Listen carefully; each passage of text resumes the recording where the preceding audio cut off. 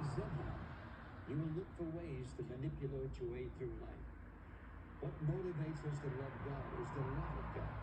What motivates us to want to serve him is his grace and goodness and love and kindness toward us. That's what motivates us. And so when you look at the scriptures and you find Peter saying, the God of all grace. And you see over and over and over again, the word grace, grace, grace. For example, all of Paul's theology is wrapped up in that word. He says, for example, in Ephesians 2:8-9, for by grace have you been saved through faith, and that not of yourselves. It's the gift of God, not of works, lest any man should boast. Then he says in Romans chapter 5, verse 1, 2 there, he says, he speaks of this grace wherein we stand. That is, the believer stands upon the foundation, the unmovable foundation of grace all the time. We live under the canopy of God's grace. We're surrounded by the wall of God's grace. We are the children of grace. Amazing grace, how sweet the sound that saved a wretch like me. Once was lost, but now I'm found, blind, but now I see.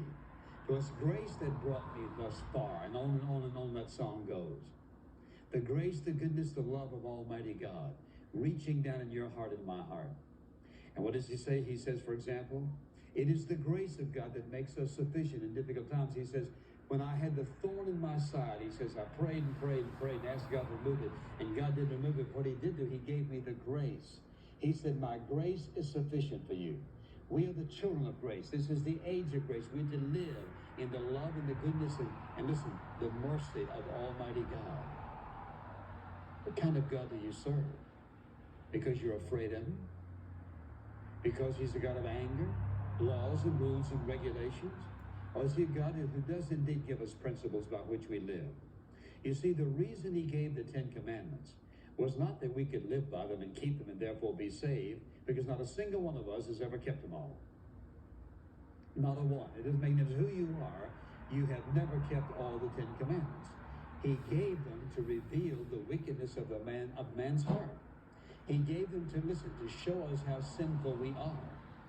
And therefore, in the ceremonial laws of the shedding of the blood of the lamb, the sheep, the goats, and all the rest, that was a symbolism of the coming of the lamb that indeed would atone for our sin.